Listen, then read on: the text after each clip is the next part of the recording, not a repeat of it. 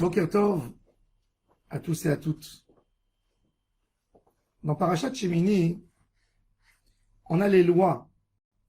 Quels poissons nous avons le droit de manger et lesquels nous n'avons pas le droit de manger. Et la Torah, elle donne deux signes. Elle te dit un poisson tahor que tu peux manger, il doit avoir des écailles avec des nageoires. Bon, il est vrai que la Mishnah nous dit, sache-le, qu'il est écrit dans la Torah, elle fait une étude, tout poisson qui a des écailles, forcément qu'il a des nageoires. Mais pas tout poisson qui a des nageoires a forcément des écailles. C'est-à-dire, si je suis dans un pays, je marche dans le marché de poissons, et je vois des filets de poissons à vendre. Je n'ai pas le poisson entier devant moi. Si je vois la peau du poisson, où il y a des écailles, je vois qu'il y a des écailles, j'ai le droit de manger le poisson même sans voir s'il a des nageoires, parce que c'est sûr qu'il a des nageoires. Jusqu'aujourd'hui, on n'a jamais trouvé un poisson qui a des écailles et qui n'a pas de nageoires. Ça n'existe pas. Un poisson qui n'a ni écailles ni nageoires, il est assourd, il est interdit à manger, comme le serpent de mer et d'autres. Le Ramban, Rabbi Moshe Bar Nachman, il donne une explication. Il dit, il se peut, il dit en fin de compte, c'est quoi les écailles et les nageoires? Il dit l'eau des océans, il y a l'eau profonde qui est très froide, parce qu'il n'y a pas de mouvement, et il y a l'eau qui est en haut, qui bouge, avec les vagues, il y a un mouvement. Et il dit, le poisson qui est en haut, il doit nager contre le mouvement. Donc il développe des nageoires pour pouvoir avancer, et des écailles aussi, pour l'eau, parce que pour ne pas se frotter le corps dans l'eau. Donc il a besoin de développer, de résister dans le mouvement de l'eau. Il a besoin des écailles aussi. Et il dit, et ça c'est quoi? C'est les poissons qui sont en haut, où il y a du mouvement dans l'eau. Ces poissons bénéficient de la lumière du soleil. Le soleil, c'est ce qui donne les vitamines au corps, ce qui donne la bonne santé. Mais les poissons qui n'ont pas d'écailles ni nageoires sont des poissons que normalement ils vivent dans les profondeurs. Il n'y a pas de l'eau qui les pousse d'un endroit à l'autre. Donc ils n'ont pas besoin de nager, il suffit de manœuvrer, de donner un petit coup de queue, et ils avancent. Donc ces poissons, ils n'ont pas de soleil. Ils peuvent avoir beaucoup plus de venin dans leur sang et dans leur corps. Comme on sait d'ailleurs, il y a plusieurs poissons que si quelqu'un les mange, peut être paralysé, peut mourir. Ils ont un venin, eux, ils sont en bas. Ça, c'est le Ramban. De là, moi, j'apprends une autre leçon extraordinaire. La Torah nous dit, un poisson qui a des écailles et qui a des nageoires, c'est un signe de pureté. Un homme qui ne se laisse pas faire avec son Yetzer Hara, il lutte tout le temps. Il nage, il rame. Ça, c'est quelqu'un qui a fait de la Avodat Hashem. Que sa Avodat Hashem, elle est dans un mouvement. Mais un poisson qui n'a pas de nageoire, qui n'a pas d'écailles, il se fait pousser. Comment on reconnaît, vous savez, comment on reconnaît un poisson malade? Un poisson qui laisse les vagues l'amener. Vous n'allez jamais trouver, normalement, en temps normal, on ne trouve pas des poissons sur la côte. Comment ça se fait qu'avec toutes les vagues, on ne voit pas des poissons dans la côte? Pourquoi? Parce que, même que l'eau est très forte, le poisson est plus malin. Il nage contre le courant. Donc, il n'ira pas sur les vagues. Tandis qu'un poisson malade qui a perdu cette force de pouvoir nager, tout de suite, l'eau, elle le pousse et elle le jette dehors. Dans la Avodat Hashem, tant qu'on résiste, on est comme des poissons. Et ça, c'est l'étude de la Torah. La Torah nous donne la force à résister, à ne pas laisser le monde nous amener comme un tourbillon. Quand les Romains ont interdit d'étudier la Torah, Rabbi Akiva continuait à aller étudier. Il y avait un certain monsieur qui était proche des Romains et qui a vu Rabbi Akiva enseigner la Torah. Il lui a dit, Rabbi, tu n'as pas peur que les Romains t'attrapent, te condamnent à mort?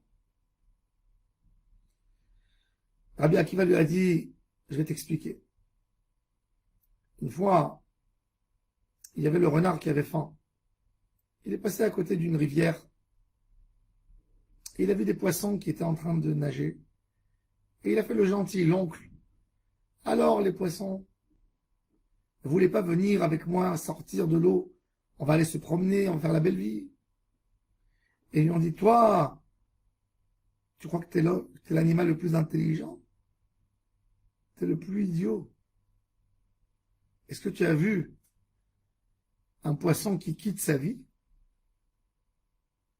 Un homme sans Torah, c'est comme un poisson sans eau. Un poisson sans eau, il se mange. Un homme sans Torah, il n'a pas d'oxygène. Notre oxygène, c'est la Torah. C'est l'étude de la Torah. L'étude de la Torah, elle nous donne, en fin de compte, les écailles et les nageoires pour pouvoir lutter et pour pouvoir passer le moment de vie que Akadosh Baruch Hu nous a donné pour passer toutes les épreuves du monde. Un jour, il y a quelqu'un qui m'a dit, c'est quand même un homme qui n'est pas pratiquant, il m'a dit, c'est quand même dur, hein, la Torah, elle se mêle de la vie de l'homme. Du matin où il se lève et ouvre ses yeux, il y a un ordre dans les chaussures, comment on met, qu'est-ce qu'on attache un avant l'autre, comment on dort, comment on mange, qu'est-ce qu'on fait, pourquoi la Torah elle rentre? Je lui ai dit, je préfère être manœuvré par la Torah que d'être manœuvré par la mode et par les vitrines dehors. Je lui ai dit, toi quand tu marches dehors, tu regardes les vitrines. Toi, c'est un créateur à Paris ou un créateur dans une maison de mode qui change ta vie, qui te dit comment t'habiller. Même dans la nourriture, il y a une mode, il y a des tendances. Aujourd'hui, même pour manger, il n'y a plus de goût. C'est plus le goût qui compte. C'est une belle présentation et on bourre le cerveau des gens. Dans la télé, ça passe les programmes et les gens mangent. Aujourd'hui, les gens ne mangent même plus pour se rassasier. Ils mangent avec de la tendance. Il y a une tendance à manger ça. Ça, c'est le Yetzer Hara. Il laisse même plus l'homme penser. Le style des maisons. Vous voyez que toutes les maisons, elles ont le même style. Quand vous rentrez dans des salons, tout le monde a les mêmes fauteuils. C'est une tendance.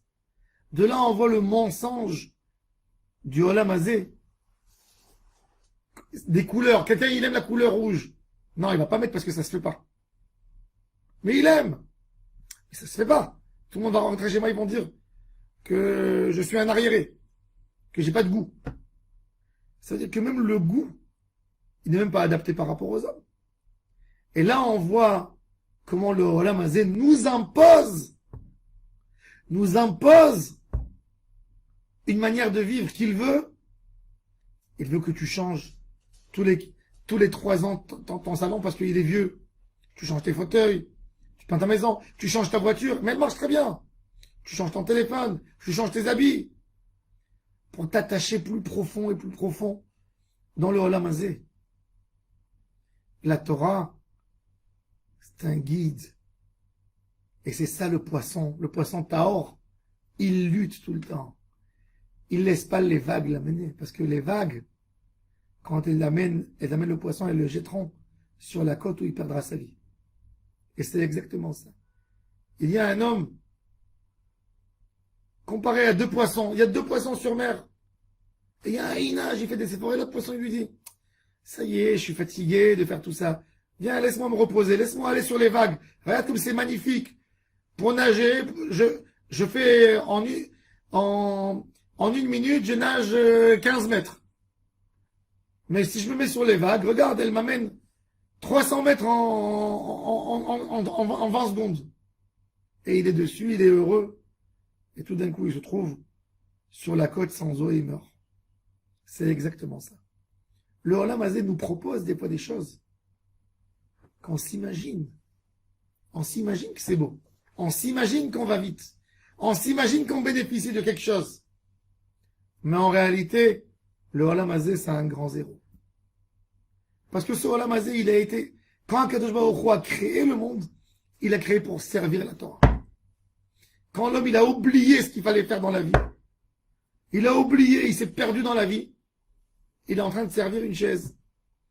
Il va prendre un crédit, il va s'endetter toute sa vie, il va travailler pour de la pierre qu'il va laisser à ses enfants, que ses enfants vont laisser à leurs enfants, et leurs petits-enfants vont laisser à leurs arrière-petits-enfants.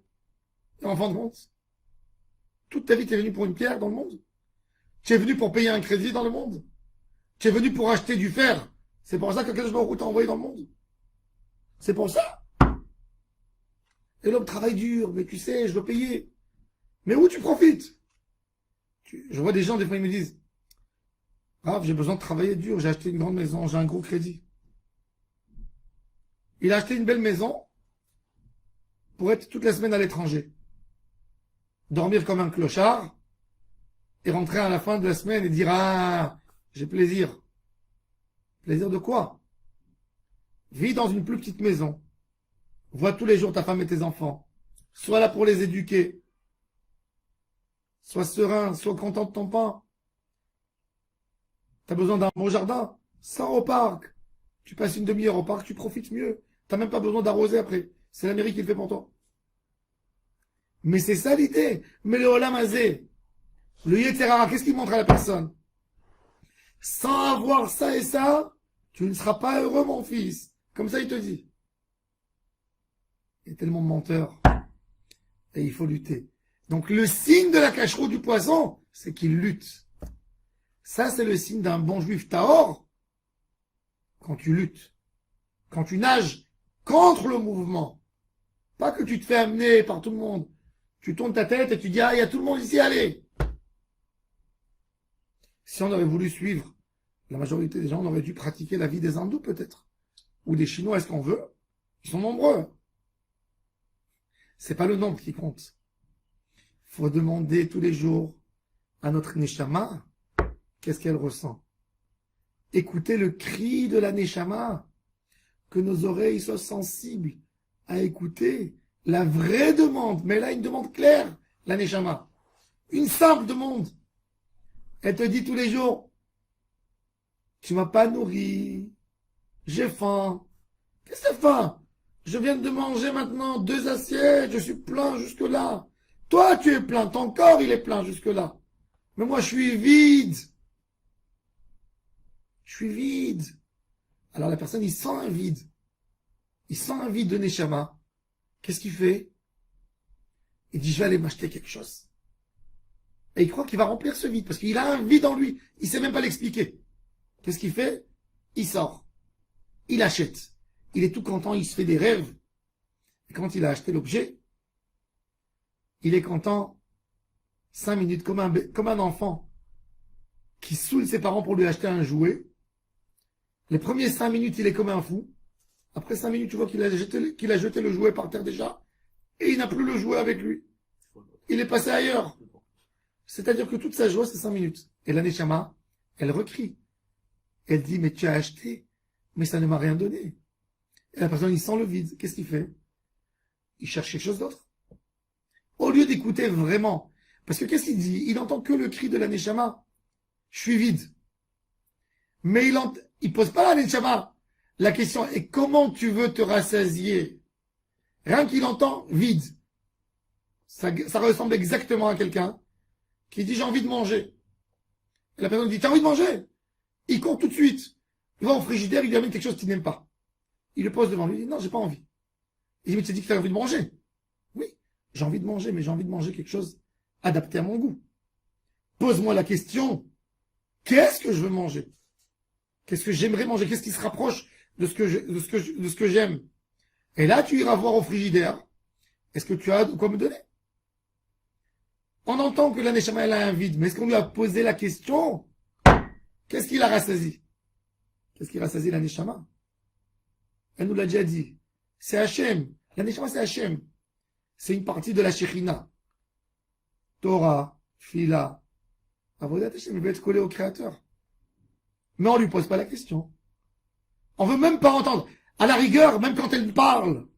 Tais-toi, tu sais pas ce qui te convient, toi. Moi, je sais ce qui te convient. Non, tu sais pas. Si, moi, je sais. On va faire un... Je vais t'acheter quelque chose, on va faire un bon plan. Tu vas kiffer.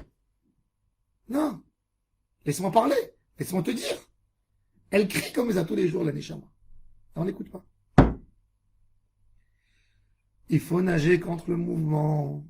Ça, c'est le signe de la pureté du poisson et c'est le signe de la pureté de notre Neshama. Yom Tov à tous et à toutes.